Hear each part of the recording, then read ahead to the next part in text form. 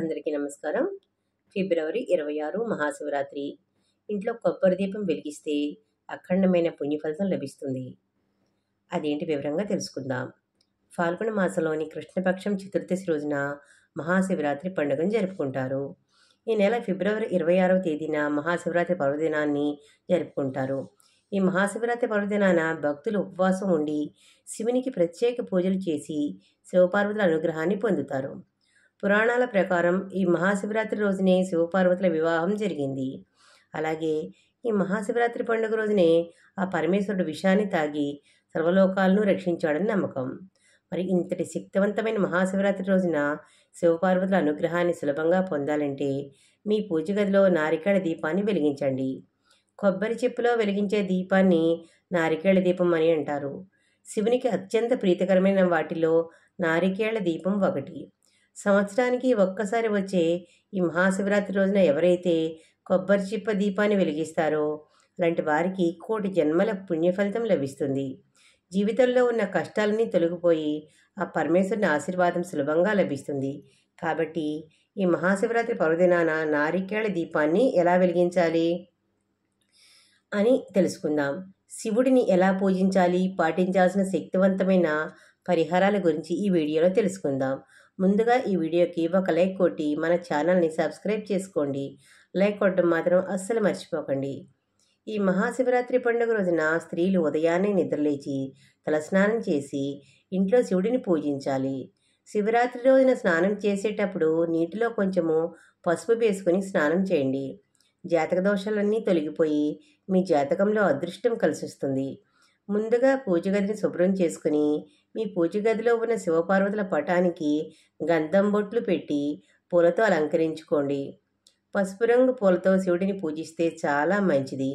అలాగే గన్నేరు పూలతో శివుడిని పూజిస్తే విపరీతమైన ధనలాభం కలుగుతుంది.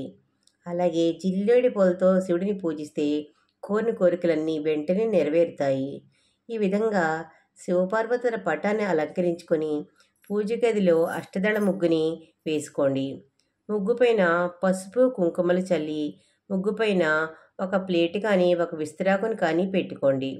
స్త్రీలు ప్లేటు మాత్రంలో పూజలు ఉపయోగించకూడదు అనమాట.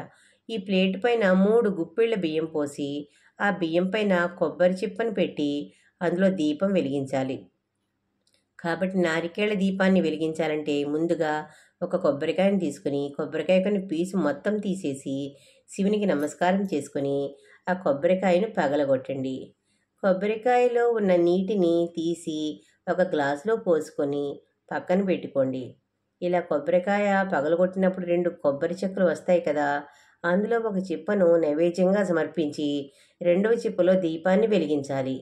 3 కళ్ళున్న కొబ్బరి చిప్పను తీసుకుని దానికి ఉన్న పీసు మొత్తం తీసేసి ప్లేట్లో ఉన్న బియ్యం మీద పెట్టుకోవాలి. ఆ కొబ్బరి చిప్పకి కుంకుమ బొట్టు పెట్టి కొబ్బరి చిప్పలో ఆవు నెయ్యి పోసి అందులో ఒత్తులు వేసి కొబ్బరి దీపాన్ని వెలిగించాలి. ఈ కొబ్బరి దీపం వెలిగించిన మరుక్షణమే శివపార్వతులు ప్రత్యక్షం అవుతారని నమ్మకం. కాబట్టి ఈ నారికేళ దీపం వెలిగించగానే కొబ్బరి దీపాన్ని ముట్టుకొని నమస్కారం చేసుకోండి. ఈ దీపానికి అక్షంతలు వేసి మీ మనసులో ఏదైనా కోరుకోండి. మీ కోరికలు ఖచ్చితంగా నెరవేరుతాయి. చివరగా ఈ కొబ్బరి దీపానికి హారతి ఇచ్చి శివపార్వతులకు కూడా హారతి ఇచ్చి 5 ప్రదక్షిణాలు చేసి పూజను ముగించవచ్చు. ఈ కొబ్బరి దీపం ఖచ్చితంగా 48 నిమిషాల పాటు వెలుగుతూ ఉండాలి. ఈ విధంగా కొబ్బరి దీపం వెలిగించిన తర్వాత ఓం నమః శివాయ అనే మంత్రాన్ని 21 సార్లు కానీ 108 సార్లు కానీ మీ వీలుని బట్టి మీ టైంని బట్టి చేపించండి. అలాగే మనం కొబ్బరికాయను పగలగొట్టినప్పుడు కొన్ని నీళ్లు వస్తాయి కదా, ఆ కొబ్బరి నీటిని పూజలు నైవేద్యంగా నివేదించవచ్చు. ఈ నారికేళ దీపం కొండెక్కిన తర్వాత ఆ కొబ్బరి దీపాన్ని తీసి ఎవరు తిరగని ప్రదేశాల్లో వెయ్యాలి లేదా ప్రవహించే నదిలో వదిలేయండి. శివునికి 3 కళ్ళు ఉంటాయి. అలాగే కొబ్బరికాయకు కూడా 3 కళ్ళు ఉంటాయి. అందుకని 3 కన్నులున్న కొబ్బరి చెప్పులో దీపాన్ని వెలిగిస్తే కోటి జన్మల పుణ్య ఫలితం అని పెద్దలు చెప్తారు. కొబ్బరికాయలో త్రిమూర్తులు కొలువై ఉంటారు. మహాశివరాత్రి రోజున కొబ్బరి దీపం వెలిగిస్తే అద్భుతమైన అక్షయ ఫలితాలు పొందుతారు. ఈ నారికేళ దీపం వెలిగించిన కొన్ని రోజుల్లోనే ఆ పరమేశ్వరుని అనుగ్రహం వల్ల ఎన్నో శుభవార్తలు వింటారు. అలాగే ఈ మహాశివరాత్రి పండుగ రోజున శివాలయానికి వెళ్ళి చాలా మంచిది వెళ్ళడం వల్ల. ఎందుకంటే ఈ మహాశివరాత్రి పండుగ రోజున శివపార్వతులు ఇద్దరూ కూడా శివాలయంలో సంచరిస్తూ ఉంటారట.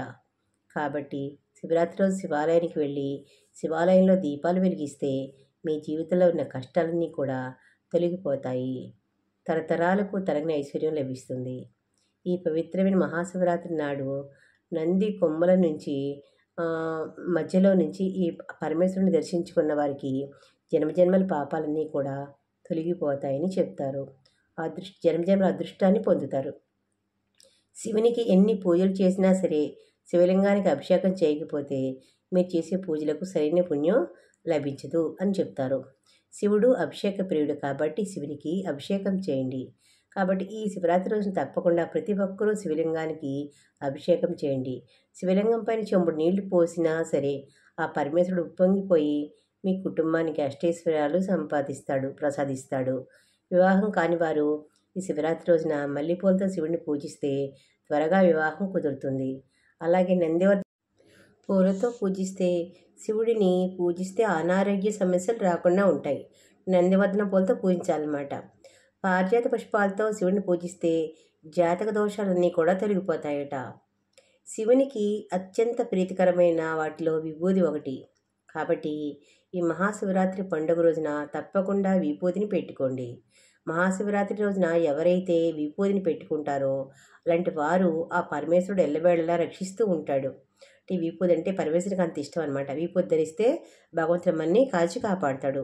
ఇదే విధంగా అందరూ కూడా శివుని యొక్క ప్రసన్నం పొందండి.